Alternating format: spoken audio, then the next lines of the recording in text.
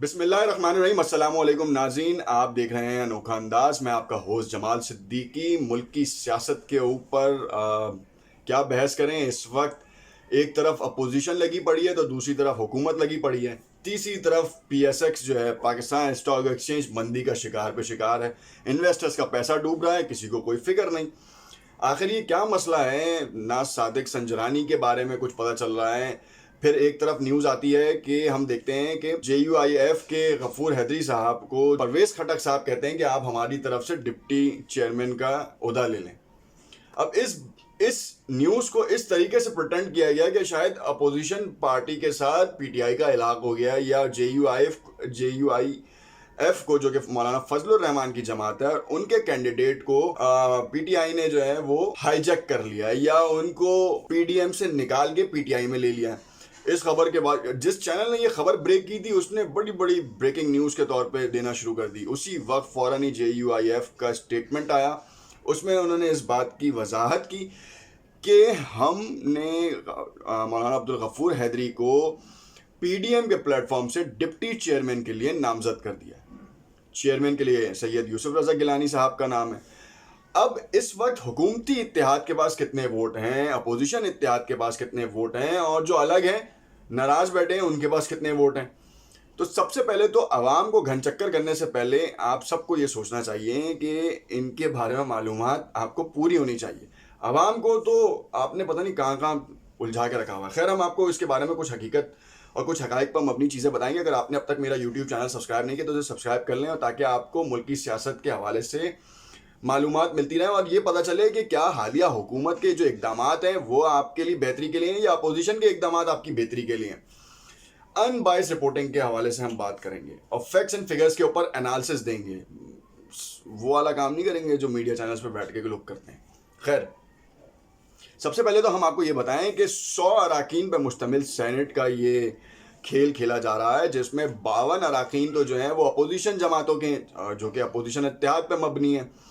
جماعت اسلامی کی ایک سیٹ جو ہے وہ الگ ہے، وہ تو ناراض بیٹھے ہوئے، میں نہ مانوں۔ خیر، باقی کی جو سیٹس بچتی ہیں 47 سیٹیں، اس کا جو نمبر ہے وہ حکومت کے پاس جاتا ہے اور ان کی اتحادی جماعتوں کے پاس جاتا ہے۔ اب کیسے وہ جو ہے صادق سنجرانی کو جو ہے چیئرمین نامزد کرائیں گے، اور ڈپٹی چیئرمین کے لیے کس کو لیں گے؟ مشاورت ایسی چل رہی ہے کہ آپ سوچ ہے آپ کی، پی ڈی ایم سے جو ہے نا بہت جلد بازی کی گئی۔ مولانا فضل الرحمان نے کہا یہ بھی سیٹ ہاتھ سے نکل جائے گی اگر ڈپٹی چیئرمین کے لیے خود سے نامزد نہ کیا گیا، تو بڑا فورسفلی جو ہے پی ڈی ایم کے پلیٹ فارم سے مولانا عبدالغفور حیدری صاحب کو ڈپٹی چیئرمین کے طور پہ نامزد کرایا گیا ہے۔ ہو سکتا ہے کہ ابھی سائڈ لائن بھی کر دیا جائے شاید، مگر دکھتا یہ ہے کہ اس وقت اپوزیشن پارٹی کا پلڑا بھاری ہے۔ ہارس ٹریڈنگ اگر ہوتی ہے تو ایک آپ کے لیے سوال ہے، اگر ہارس ٹریڈنگ ہوتی ہے تو ہی پی ٹی آئی جیت سکتی ہے۔ ہارس ٹریڈنگ نہیں ہوگی، ضمیر کے ووٹ کا سوال نہیں ہے۔ ضمیر کے ووٹ کا سوال ہوتا تو یوسف رضا گیلانی ہی نہیں آتے، عبدالحفیظ شیخ بیٹھے ہوتے۔ ہارس ٹریڈنگ، یا پھر جو گیٹ نمبر 4 کا اشارہ دیا جاتا ہے، 6 کا اشارہ دیا جاتا ہے، وہاں سے سلام آ جائے کسی کو تو جیت سکتے ہیں۔ سینیریو یہ ہے کہ اس وقت گیٹوں کے نمبروں کے حساب سے جو ہے وہ سینٹ میں کاؤنٹ بڑھے گا، یا پھر ضمیر کا ووٹ خود آئے گا۔ عمران خان نے متعدد بار اس بارے میں اعلان کیا کہ ہمیں جو ہے وہ شکست دلوائی گئی، پیسہ چلا، اتنا پیسہ ہوا۔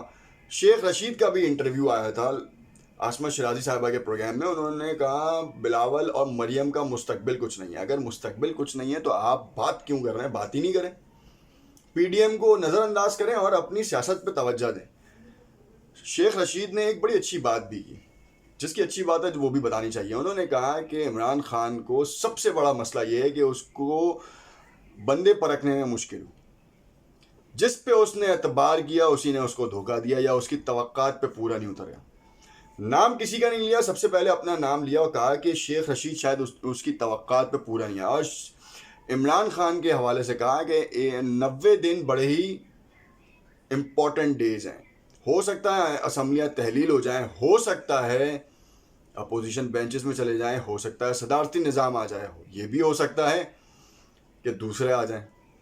ساری چیزیں ممکن ہیں. عمران خان سے کوئی بعید نہیں ہے. انہوں نے کلیئر کٹ جو ہے نا اس بات کا اشارہ دیا. حالانکہ آسمہ شرازی صاحبہ نے بڑا تفصیل سے پوچھا کہ آپ بتائیں کہ آخر یہ کیا چل رہا ہے, یوسف رضا گیلانی کی کیا کہانی, صادق سنجرانی کی کیا کہانی. آج جو ہے کیبنٹ کا اجلاس ہوا, اس کیبنٹ کے اجلاس کے بعد شیخ رشید آئے تھے, انہوں نے بہت سے سوالوں کے جوابات دیے. انہوں نے کہا کہ پی ڈی ایم کا مستقبل کوئی نہیں ہے, زرداری نے اپنا کھیل کھیل لیا, پی ڈی ایم میں زرداری کا پلڑا بھاری ہے, جو کہ ہم آپ کو پہلے سے بتاتے رہے ہیں کہ زرداری صاحب سیاست کے بے تاج بادشاہ ہیں. عمران خان صاحب کا سب سے بڑا مسئلہ یہ ہے کہ ان کے پاس کوئی ایسا گھوڑا نہیں ہے جس کو کہہ سکیں کہ بے تاج بادشاہ اور سرپٹ دوڑتا. یہ ان کا سب سے بڑا مسئلہ ہے. اسی وجہ سے زرداری سب پہ بھاری والے اسٹیٹمنٹ کے حوالے سے انہوں نے کہا کہ ایسے ایسے جملے جو ہیں نا وہ پھر پینیٹریٹ کرتے ہیں مارکیٹ میں. ڈیفینیٹلی کرتے ہیں. اور یہ پینیٹریٹ کیوں نہیں کریں گے؟ کیونکہ اس لیے کریں گے کیونکہ آپ کے پاس وہ لوگ نہیں ہیں. آپ نے انہی لوگوں کو سلیکٹ کیا ہے جو کہ الیکٹیبلز کے طور پہ تھے. آپ نے ان لوگوں کو جو لائے نہیں ہے جس پہ آپ کا منشور تھا کہ یوتھ کو پروموٹ کریں گے, یوتھ کو لے کر آئیں گے آگے اور یوتھ سے ہی کام کروائیں گے. آپ اپنی پوری کابینہ میں دیکھ لیں کہ یوتھ کتنے لوگ ہیں.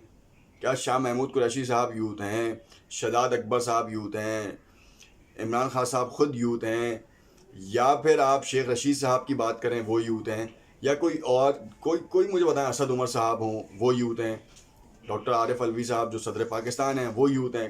کون ہیں جو پن پوائنٹ ویلیوز ہیں؟ دیکھیں سب سے بڑا مسئلہ یہ ہے کہ عمران خان صاحب نے اس یوتھ کو ٹارگٹ کرنے کے بعد ووٹنگ تو لے لی, مگر ان کے مسائل ان کے جانرا سے ہٹ کے تھے. جو عمران خان بہت صاف طبیعت کا آدمی ہے, ٹھیک ہے مان لیا, مگر کیا آپ کو معلوم ہی نہیں ہے کہ جو ایرا چینج ہوا ہے Y2K کا جب دور تھا تو اس میں ٹرانسفر ہوئی ہیں. جو 80 کے دہائی 70 کے دہائی کے لوگ تھے وہ نہیں کام کرنے کے قابل ہیں اس وقت. اس وقت 85 کے بعد کے لوگوں کے کام کرنے کا ٹائم ہے. اگر وہ اس وقت اقتدار میں ہوتے تو وہ 35 سے 40 سال والے ہوتے اور ان کو اس چیز کا آئیڈیا ہوتا کہ پچھلے 10 سالوں میں 20 سالوں میں ملک کہاں کھڑا ہے اور آگے ہمیں کہاں جانا ہے.